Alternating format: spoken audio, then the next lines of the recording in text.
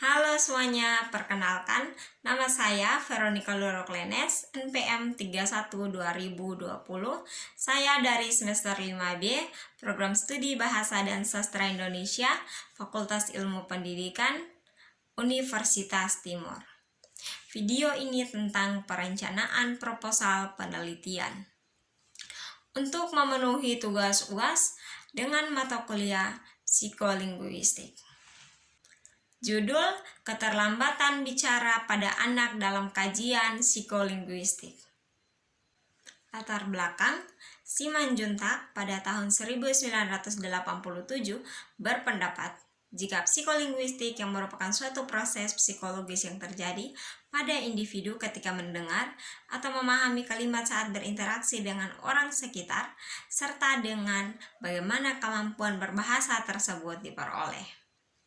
Pemerolehan bahasa merupakan salah satu istilah yang lebih tepat dan lebih sederhana menurut Lyons pada tahun 1981 halaman 252. Pemerolehan bahasa pada anak muncul ketika masa pertumbuhan atau sejak usia dini. Keterlambatan berbicara merupakan penyebab gangguan perkembangan pada anak dan ini sering kali ditemukan. Hal tersebut dibuktikan pada banyaknya hasil penelitian, salah satunya adalah penelitian yang dilakukan oleh Jauharoti dan Ratna pada tahun 2020 dalam Journal of Early Childhood Education and Development yang meneliti tentang perkembangan bahasa pada anak atau speech delay yang mengemukakan jika anak berusia 5 tahun mengalami keterlambatan berbicara dikarenakan orang tuanya sibuk dengan pekerjaan mereka sehingga tidak ada waktu untuk berbicara dengan sang anak. Alasan peneliti meneliti judul tersebut karena belum ada yang meneliti mengenai keterlambatan berbicara pada anak dalam kajian psikolinguistik. Tujuan dari penulisan artikel ini untuk mengetahui dan mengungkapkan bagaimana penyebab keterlambatan berbicara pada anak serta mengetahui cara untuk mencegah keterlambatan berbicara tersebut sehingga anak menjadi lancar dalam berbicara. Kajian pustaka. Keterlambatan berbicara merupakan penyebab gangguan perkembangan pada anak dan ini seringkali ditemukan. Hal tersebut dibuktikan pada banyaknya hasil penelitian, salah satunya adalah penelitian yang dilakukan oleh Jauharoti dan Ratna pada tahun 2020 dalam Journal of Early Childhood Education and Development yang meneliti tentang perkembangan bahasa pada anak atau speech delay. Metode penelitian: peneliti menggunakan teknik kualitatif deskriptif.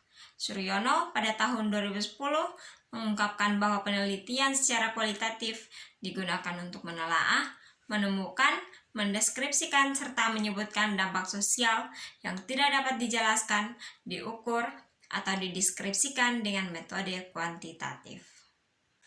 Sumber data: semua data analisis yang didapatkan menjadi sebuah data utama untuk dianalisis pada penuturnya. Salah satunya adalah contoh dari seorang anak yang mencoba menuturkan suatu kata, namun sedikit kesalahan dalam bertutur kata bahkan ada yang hanya terdiam saja karena belum mengetahui kosakata yang digunakan oleh anak tersebut untuk berbicara.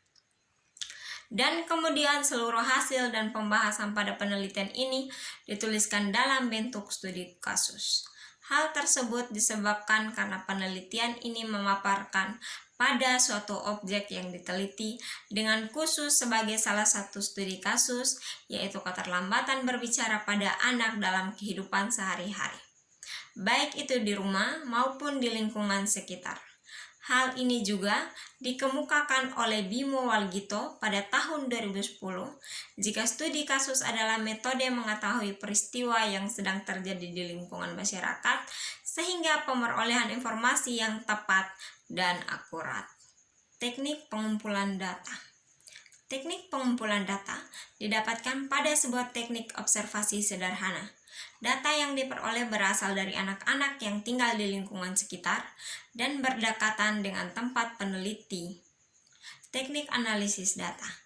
Analisis data menurut Patton dalam Moleong tahun 2006 halaman 280 adalah proses mengatur urutan data, mengorganisasikannya ke dalam suatu pola, kategori, dan suatu uraian dasar. Analisa data dilakukan pada saat pengumpulan data dan setelah pengumpulan data. Data yang didapatkan dari latar belakang merupakan data mentah yang harus diolah supaya didapatkan suatu data yang siap disajikan menjadi hasil dari suatu penelitian. Oleh karena itu, dilakukan pemilihan, pereduksian, pengelaborasian yang kemudian dianalisis sesuai dengan tujuan penelitian.